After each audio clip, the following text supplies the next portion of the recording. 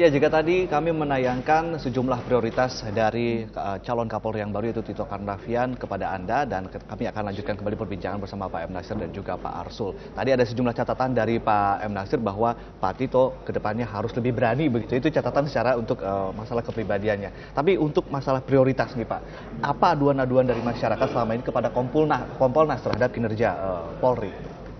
Ya, 90% pengaduan masyarakat yang masuk ke Kompolnas itu adalah masalah keresersean. Oleh karena itu saya pikir selama 4 tahun, setiap tahun itu 85-90% didominasi oleh persoalan keresersean. Oleh karena itu, dengan segala kerendahan hati, saya mengusulkan kepada Bapak Kapolri yang baru agar memberikan perhatian pada keresersean. Perhatian itu melalui 2 hal. Yang pertama, dilakukan perbaikan terhadap kualitas penyidik, lakukan akreditasi dan kalau perlu sertifikasi kepada seluruh penyidik. Kenapa?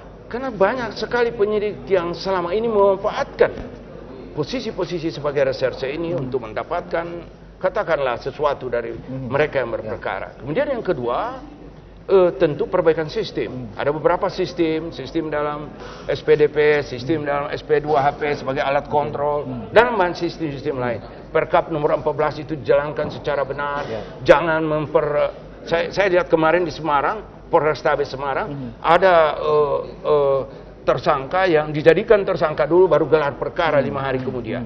Ini kan sudah tidak benar dan itu menyimpan dari peraturan Kapolri. Dan itu akan menurunkan. Ini harus perlu diperbaiki. Oh iya, inilah penyebab tergerusnya kepercayaan publik pada Polri. Ini inti utamanya dan ini yang harus segera dibenahi. Oke, itu dari Pak M. Nasir. Kalau dari Pak Arsul, apa yang perlu dibenahi prioritas?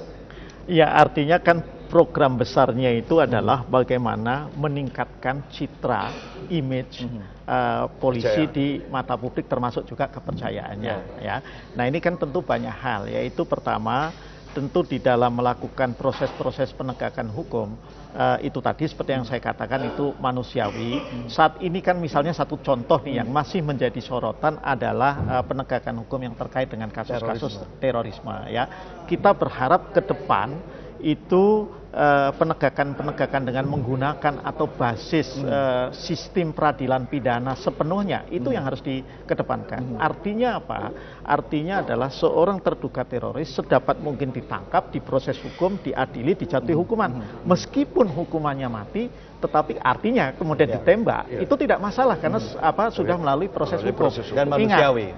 Ingat, ketika kita belum punya undang-undang terorisme, Polri di bawah pimpinan Pak Dai Bahtiar itu justru menerapkan ini. Ya, pendekatan sistem peradilan pidana sepenuhnya. Amrozi CS itu ditangkap, tidak diapa-apakan dalam arti tidak ditembak, diadili, diproses, dihukum, kemudian ya dieksekusi mati. Ini yang kita harapkan ke depan ini menjadi model utama lah, atau satu-satunya model, Pak. Model penanganan. Penanganan. Pak M. Nasir, mungkin ini kita ada masalah iklim organisasi yang turun-temurun warisan dari zaman dulu sampai sekarang, lalu kemudian juga ada outputnya. Menurut Anda, apa yang membuat pembenahan di tubuh Polri selama ini tidak pernah tuntas? Apakah ada hubungannya dengan masa jabatan yang pendek-pendek karena mau pensiun? Tidak. Saya kira satu saja jawabannya. Keberanian untuk melakukan perubahan. Apa yang selama ini dianggap sudah established, misalnya terhadap tes pendidikan pengembangan misalnya, itu sudah ada. Sepertinya sudah ada pakem atau sudah ada proses-proses yang sudah berlangsung dari tahun ke tahun. Padahal itu sebetulnya perlu dievaluasi. Kalau ada kurang baik, diperbaiki.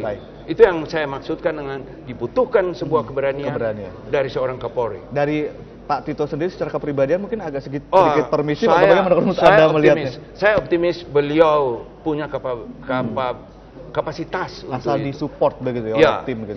Yang sebetulnya kita perlu dorong, ya bapak-bapak yang sangat terhormat ini yang kita harapkan mendorong sehingga menaikkan kemampuan dan keberanian kapasitas. Baik, terima kasih Pak M. Nasir telah sharing bersama kami di Selamat Pagi Indonesia. Pak Arsul, selamat bertugas dan semoga nanti prosesnya berjalan lancar. Dan tadi ada wejangan katanya jangan mendewa-dewakan Pak Tito karena yang baik juga banyak di polisi. Insya Allah ya, kita akan bertanya secara kritis kepada Pak Tito. Baik, terima kasih Pak Arsul.